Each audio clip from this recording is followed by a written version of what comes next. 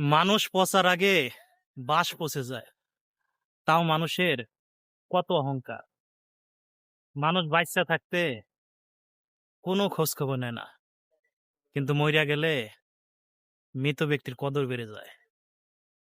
ঠিক তেমনি বিপদে পড়লে আল্লাহ আল্লাহ, কিন্তু বিপদ থেকে উদ্ধার হয়ে গেলে আমরা সৃষ্টিকর্তাকে ভুলে যাই। তো পুরুষ মানুষের কদর হচ্ছে ওর টাকায়। টাকা পয়সা শেষ হয়ে গেলে কেউ খোঁজ খবর রাখে না। একটা সময় বন্ধু বান্ধব আত্মীয় স্বজন সবাই আমাকে খোঁজ খবর রাখতো, আমাকে কদর করত। এখন আর কেউ খোঁজ খবর রাখে না।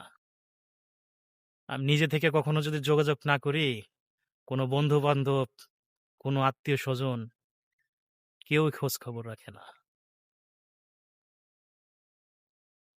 এই হচ্ছিল পুরুষ মানুষের জীবন, এই হচ্ছিল আমার জীবন।